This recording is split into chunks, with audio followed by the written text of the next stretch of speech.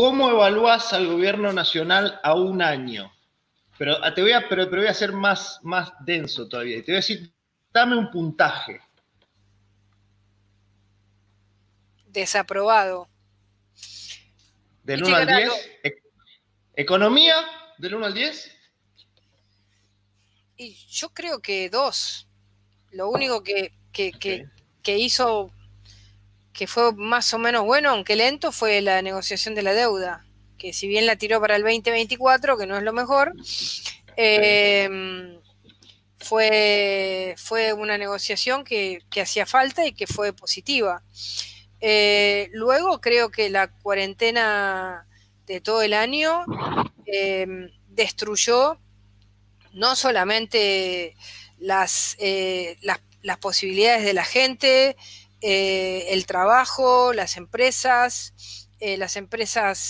que cerraron, el capital que quedó muerto adentro de tantos negocios destruidos y cerrados, todo eso es plata perdida de argentinos que habían puesto mucho esfuerzo en sus negocios, en sus comercios, en sus empresas, trabajadores que se quedaron sin trabajo, trabajadores autónomos que no pudieron seguir con sus profesiones, y miles de personas deambulando por todos lados tratando de venderte algo, de venderte un pañuelo, de venderte una curita, lo que sea, para llevar algo de plata a su casa, y todo por una obsesión del presidente de su malvinización, de su idea de que subía su imagen, y entonces decidió hacerlo a costa de la vida, de la propiedad, de las empresas, de todos los argentinos.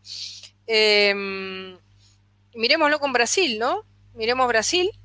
Brasil tuvo una política que fue muy criticada por nuestro presidente. El presidente brasilero dijo, Brasil no se puede dar el lujo de cerrar. Brasil tiene que seguir viviendo y conviviendo. Tenemos la misma situación epidemiológica que Brasil, y Brasil creció al 7%, el crecimiento más importante desde 1996, de la era Cardoso, y el crecimiento industrial más importante de la historia de Brasil. Es decir, que tuvo la decisión de no cerrar, y además, fíjate, ahí había un incentivo muy importante, ¿no? Que el IVA la cobran las provincias. Entonces el presidente dijo, el que no labura no tiene plata, y el Estado Nacional no les va a dar un incentivo correcto. Acá no, siguieron como si nada. Y ahora vamos a tener una pospandemia que va a ser también más dura todavía, porque las empresas están todas endeudadas, los negocios están todos endeudados, los particulares están todos endeudados. Ahora van a cortar la ayuda salarial y el IFE, y va a haber otra tanda de empresas que se van a caer. Además, las que se fueron directamente, Tenemos parado Vaca Muerta, clausurado Vaca Muerta. Entonces, el daño económico ha sido brutal. No puedo puntualizar el daño económico que se ha hecho por una decisión política, porque la cuarentena fue una decisión política. Todos aceptábamos, los argentinos aceptábamos 40 días para preparar el sistema de salud, todos. Ahora, más de 40 días, no. 50 días tuvo Francia, 50 España, 50 Italia, y a ellos les cayó así de golpe. Nosotros teníamos como la posibilidad de atajarlo un poquito. No es que no iba a llegar, como dijo nuestro ministro de Salud, pero teníamos posibilidad de atacarlos. Así que la verdad es que... Y después, leyes antieconomía. La ley del impuesto que se dice a los ricos, es la ley del impuesto no a los ricos, a los que tienen su patrimonio en blanco, porque no hay en la Argentina 10.000 personas que tienen 200 millones de pesos, hay muchos más. A los que trabajan pagando impuestos es a los que les van a cobrar. La ley de alquileres, la ley de teletrabajo, que termina siendo un bodoque, la ley de los no despidos. A ver, ¿qué hizo la ley de los no despidos? Hizo que se despidiera a 4 millones de personas. ¿Y qué hacen ahora? ¿Qué explicación van a dar? Una ley estúpida. Entonces, leyes anti-economía, anti-trabajo, leyes anticapitalistas que lo único que hicieron fue empeorar más la situación de empresas que habrán dicho, yo me voy antes de que el aeropuerto del Palomar cerrado, toda la interconexión que había logrado la Argentina con precios más baratos, con compañías low cost, destruido. Entonces, bueno, no puedo darle una calificación. Sí a lo de la deuda que, bueno, tardó, pero fue una negociación responsable. Como vos sabés que yo esto te lo tengo que preguntar y te lo pregunto porque sé que vos me lo vas a contestar, pero vos me decís ley de alquileres, ley de teletrabajo y yo te puedo decir, ok, Pato, pero ahí algunos de Juntos por el Cambio también apoyaron, ¿no? Sí. A ver, la de teletrabajo, el Senado en Juntos por el Cambio la votó todo en contra. ¿Por qué? Porque en diputados hubo lobby de empresas que dijeron, pero la que quiere el kirchnerismo es peor, la mejoramos y voten. No, nosotros no tenemos que votar una ley mala mejorada. Claro. Porque yo creo que hubo un arrepentimiento de los que votaron. Tanto es así que si vos mirás el documento que sacó Juntos por el Cambio de los 10 años, que no tuvo mucha difusión porque ese día, viste que están pasando todos los días cosas, entonces justo, bueno, fue la lamentable muerte del ciclista, entonces tapó nuestro documento, pero nosotros criticamos la ley de teletrabajo porque nuestros senadores la votaron en contra, la mitad de nuestro bloque no la quería votar, algunos negociaron con las cámaras y algunos votaron, y fue un error. Mal, no se pueden votar leyes que vayan digamos, que endurezcan, que rigidicen el empleo. Y además porque se puso de moda. ¿Por qué se nos ocurrió la ley de teletrabajo? A alguien se le ocurrió. Porque estaban todos trabajando en su casa. Entonces, ¡pum! ¿Qué hacemos? Hacemos una ley para jorobar. Justo. Entonces, mala de aquellos que la votaron a favor. Bien. Esos son los temas que están en discusión y que Juntos por el Cambio discute, por supuesto. Bien. Te pregunto por 2 rubros más respecto del gobierno, después si querés hablar un poco más de Juntos por el Cambio. El primero, la cuestión institucional. ¿Cómo analizás este año en materia institucional, no? Recordamos que Alberto Fernández gana, entre otras cosas, porque logra transmitirle a una parte de la población, a una parte de los medios, a una parte del establishment, que él era una versión moderada o bajas calorías del kirchnerismo. ¿Cómo lo viste en materia institucional a esta pretensión de ser algo mejorador? Bueno, yo creo que siento que hay un poder como mal compuesto, ¿no? Creo que la carta que Cristina Fernández de Kirchner escribió es muy revelador del objetivo, ¿no? El objetivo era terminar con el lawfare o reconocer que la Corte Suprema de Justicia reconozca que lo robado no fue robado, sino que eran presos políticos, ¿no? Y siento que el presidente amagó muchas veces, pero siempre decidió por las peores prácticas, que no importa si no tuvo coraje o no importa si piensa así, lo importante son los resultados. Los resultados son que en seguridad retrocedimos, en calidad de seguridad retrocedimos, en calidad institucional retrocedimos, en el intento el cambio de la ley del procurador, que todavía tiene media sanción, retrocedimos, en el intento de acomodar la justicia hay un retroceso. También siento que hubo muchas cosas que no pudieron hacer, y eso habla bien de la sociedad, habla bien de la oposición, habla bien de muchos sectores o fundaciones como la de ustedes que se han opuesto, que han hecho campañas internacionales. Hemos puesto en debate muchos temas este año. Pusimos en debate el valor de la propiedad privada, pusimos en debate el tipo de seguridad que queremos, pusimos en debate la calidad institucional, pusimos en debate qué justicia queremos, y creo que muchos debates les ganamos. Pusimos en debate que no era justo que los presos salieran y la gente estuviera encerrada. Pusimos en debate la cuarentena. Al principio nos decían de todo. Y nos decían casi asesinos. Y creo que son todos debates que logramos que hoy haya una sociedad muy, muy despierta, muy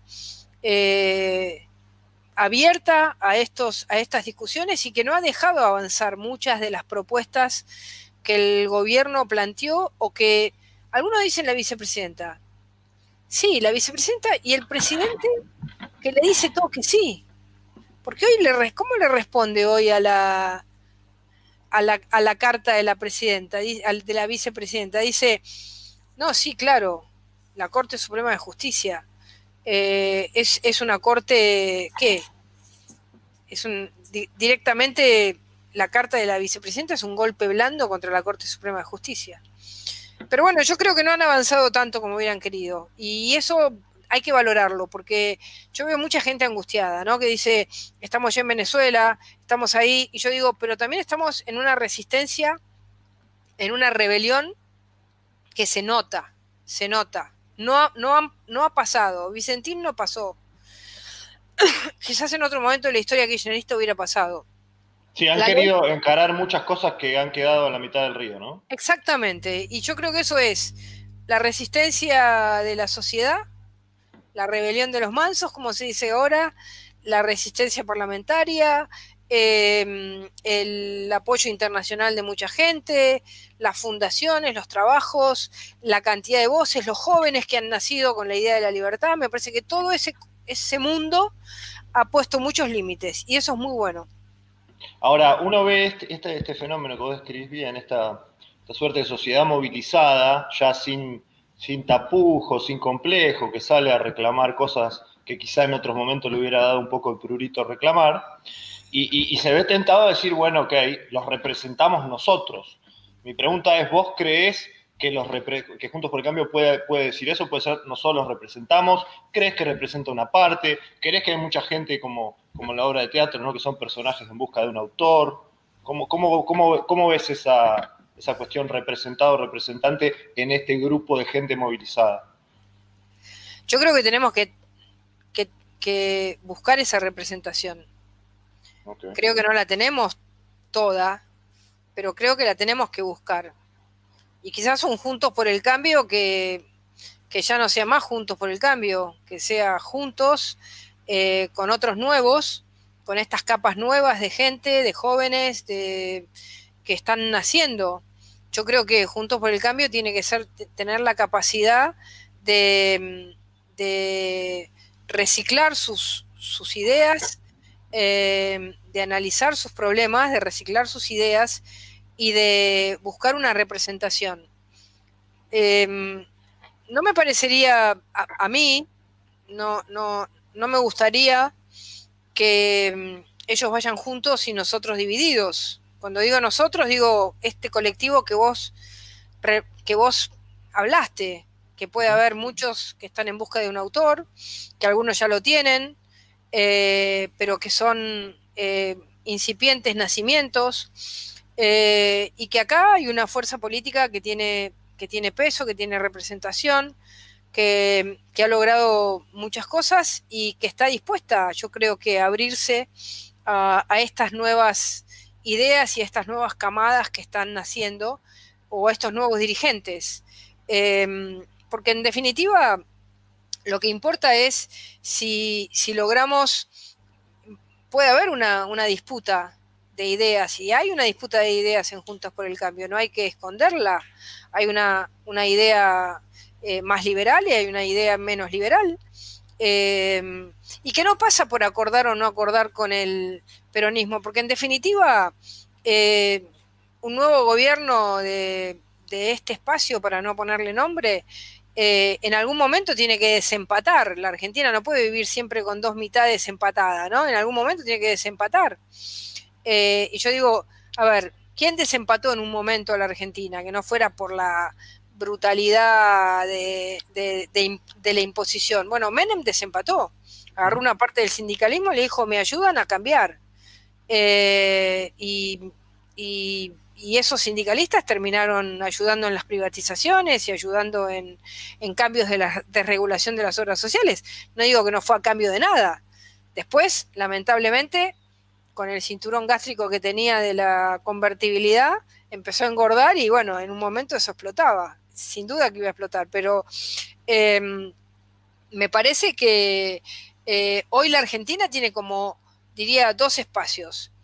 Yo tiendo a pensar que la lucha por la representación de ese espacio y de esas ideas en el espacio tiene que ser en unidad. Eso es lo que no digo que esté todo resuelto, pero me parece que tiene que ser en unidad, porque enfrente tenemos un espacio unido. Nos acaba de pasar, por ejemplo, en Río Cuarto. Está bien, no es representativa, pero es la segunda ciudad de Córdoba. Votó solo el 47% de la gente. Había una idea de, estoy un poco cansado de la política. Nosotros con ese porcentaje no ganábamos porque movía el aparato, pero hubo un candidato del radicalismo que fue, nosotros sacamos el 35% de los votos en Juntos por Río Cuarto, y el intendente sacó el 41%. Y un personaje radical sacó 5 y votó poca gente. Y bueno, no ganamos, pero lamentablemente ellos fueron juntos. Por primera vez Schiaretti se juntó con el kirchnerismo, hicieron una lista juntos. Y nosotros fuimos divididos con un radical que se cortó solo. Entonces, ¿a quién le sirve la desunión? Hay que preguntarse. Y en este momento me parece que a nosotros no nos sirve. Por supuesto que hay que hacer un esfuerzo de representación. No pensar que uno ya la tiene porque sacamos el 41%. Y además nuestro público nos pide que renovemos el contrato todos los santos días, ¿no? Sí. Todos los días nos lo pide, ¿eh? No es que te vota así porque sí. Todos los días, es complicado. Eso es cierto, hay como una sofisticación en el paladar un poco superior, el paladar electoral. Déjame preguntarte, vos cuando empezó este año hablabas de los peligros de la pandemia sanitaria, los peligros de la pandemia económica, y hablabas, ojo, pues se viene una negra en materia de seguridad, ojo, porque vamos a ver un pico de delito, ojo, bueno, por supuesto, se terminó efectivizando. Déjame preguntarte por cómo ves eso, porque lamentablemente tenemos todas las semanas la noticia dramática de la semana, como fue esta semana acá a 3 cuadras de donde estoy. ¿Cómo estás viendo ese panorama? ¿Qué perspectivas crees que podemos esperar para el año que viene en materia de seguridad o de inseguridad? Porque ya podríamos decir que en materia de inseguridad directamente. Bueno, no tengo las estadísticas todavía del año, pero sé que, por ejemplo, Santa Fe, en homicidios viene muy arriba, Provincia de Buenos Aires también, un 20% arriba. Pero tengo cifras así todavía muy desarmadas, pero siento que cuando vos desarmás una doctrina, una idea, donde la ley y el orden estaban en el centro, donde había una clara distinción entre delincuencia y víctima, donde generabas incentivos para que las fuerzas de seguridad trabajasen combatiendo el delito y no sintiendo que combatir el delito los llevaba a ellos a una situación de indefensión. Siento que el desarmar todo esto nos está costando muy caro. Claro que las autoridades actuales van a decir que es culpa de la pobreza y de la pandemia. Yo creo que no. Yo creo que siempre puede haber una correlación, pero no, porque hoy, por ejemplo, Rosario tiene los mismos muertos que en el 2014, donde no hubo pandemia. Entonces, tiene más que ver con una política que con una pandemia. Entonces, Provincia de Buenos Aires está teniendo también las mismas cifras. Pero bueno, también la pandemia tuvo una cuarentena, y la cuarentena también fue una decisión política. Quizás hubo meses donde hubo menos homicidios en la calle porque la gente estaba adentro, pero hubo más violencia de género o violencia intrafamiliar. Entonces, yo siento que hubo mucha violencia, y mucha violencia estatal. La violencia del gobernador que te pone el terraplén, la violencia del gobernador que no te deja entrar a la familia, la violencia del gobernador que no deja pasar a Abigail. Esa violencia, que parece que estaba muy mal Abigail, esa violencia también influyó mucho en lo que está pasando, porque eso se transmite a las fuerzas de seguridad. Cuando los intendentes son autoritarios, cuando coartan la libertad, cuando la seguridad, porque el orden no es incompatible con la libertad. El orden y la ley son absolutamente compatibles con la libertad. Lo que no es compatible con la libertad es el enano fascista, el monarca, el que quiere imponer su ley, el que hace cosas que son ridículas, como pensar que vas a parar un virus por poner un terraplén donde se termina muriendo un camionero, o donde no vas a dejar entrar a una persona y se termina ahogando en Formosa. Esas cosas son las que también generan violencia. Así que yo creo que esa violencia también permitió y yo te diría que comparativamente es muy fuerte, porque hoy no tenés ningún lugar donde se concentre el delito. El delito en general debería haber bajado mucho, porque vos no tenés la estación Constitución llena de gente, o el patio cervecero de Rosario lleno de gente, o la terminal de Tucumán llena de gente. No tenés lugares donde van los pungas y te roban los celulares, la billetera. Tenés pocos. Hoy los bares son los que más están sufriendo esto. Entonces, al haber pocos lugares de aglomeración, debería de bajar mucho el delito. Sin embargo, por lo menos por las primeras aproximaciones, parece que no es así. Yo creo que es la ideología. La ideología mata las buenas políticas de seguridad. ¿Y qué es Guerra sin cuartel en este contexto? Bueno, es un libro que, pensado en términos de contar una gestión a partir de momentos, de hitos, ¿no? Porque nosotros hicimos un libro que era un informe de gestión, que tiene cuadros, estadísticas, pero no es para pocos, porque no todos lo leen. Este es un libro entretenido, un libro que cuenta cómo uno pasa una gestión, cómo pasamos momentos como el caso Chocobar, o el caso Maldonado, claro. O que no es tan entretenido, tiene cosas muy tristes, muy tensas, o el caso de las valijas rusas, que fue el caso que daba para una serie de Netflix, que fue el caso de valijas que les cambiamos la droga por harina, de 500 kilos, donde simultáneamente en Buenos Aires y en Moscú se hicieron los operativos a la misma hora, ¿no? Tipo película, como te decía, serie de Netflix. O también describe la teoría Zaffaroni, que significa, así que son como muchas cosas interesantes que fueron muy, no sé, que nos cruzaron esos 4 años, y decidí contarlas de una manera. Préstame un libro, Juli, así lo muestro acá. Vamos a mostrar la tapa, gente. Vamos. Ahí está. Entonces, acá está.